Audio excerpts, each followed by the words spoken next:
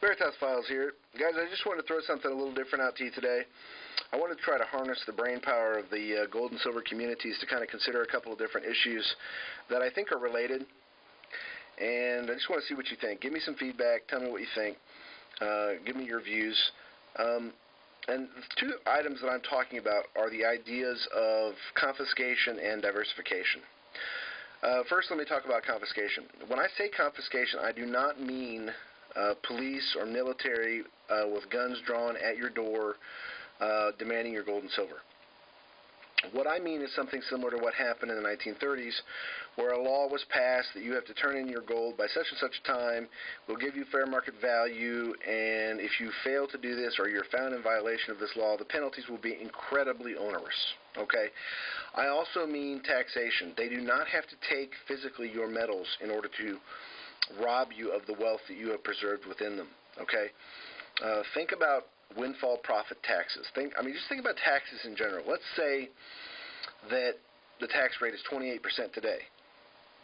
But let's say 5 or 10 years from now, they raise it, and I'm talking about taxes on profits made from the sale of precious metals.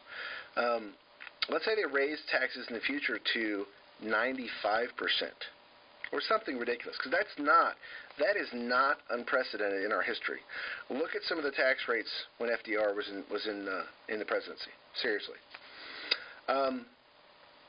what do you do in that circumstance? And let's just an example of the law like they passed in in the 30s. Example from today. Let's just say hypothetically that you wanted to liquidate an ounce of silver. But there was a law in place that said you had to turn in that silver a long time ago, and if you're found in violation of that law, very onerous penalties, right?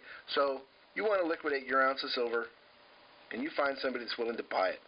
But the penalty for this, if you get caught, is a mandatory 10 years in prison and the equivalent of $1 million in today's purchasing power, which may be a gargantuan sum in the future, well beyond the number 1 million. Let's say that's what you have to pay in fines. That amount in today's purchasing power, plus the 10 years in prison. Are you really going to risk that? Now, I'm not giving you that example to discourage you from investing. I think this is too important to not invest in. But I think we need to do more thinking about it. I think the people that have talked about it on YouTube have been too dismissive of this issue. And I think we need to think more about it. Now, the issue that I really want to discuss is the power of diversification to get around the possibility of confiscation. We all know that we can buy government coins, like these Silver Eagles. Most of us have purchased some bars, okay? And I advocate that. I advocate as much diversity as is possible. You also know that you can buy generic rounds, right? That is a fantastic idea. I think those are probably less likely to be regulated than the government coins.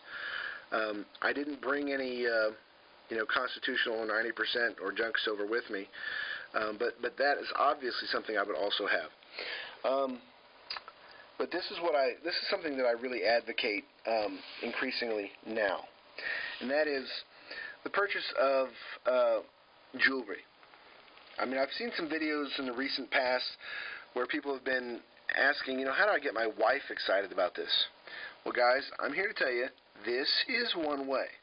You can actually get your wife excited about buying precious metals if you buy from time to time in this form.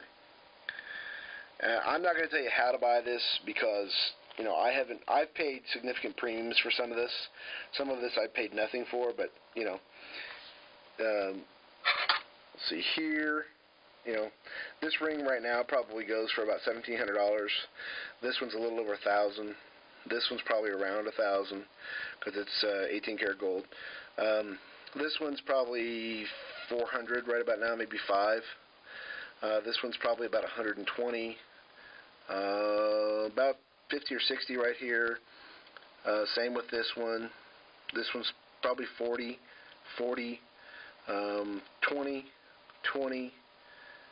$20, maybe $10. I'm talking about retail. This is probably $50, I imagine, somewhere in that range, retail. This is probably 15. But point is, and these, I mean, this is gold. Some of this is gold anyway. The stones are actually real. It needs to be clean, but it's actually a fairly expensive little bracelet. This is only about $90 retail, not wholesale. And this is actually cheap costume jewelry, except that the metal here, since this is an older piece, is actually sterling. And then there's, of course, a little bit of gold. But what I'm talking about here is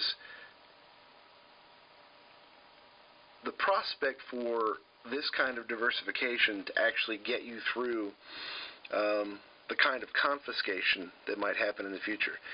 You can sell this, you can barter with this, and in some cases you can barter with this better than you can with this stuff, okay? Because when people see that and they see a stone and they know it's made of a precious metal and the stone is possibly very real, and most of these stones are actually very real. There's a few lab created, but most of them are very real.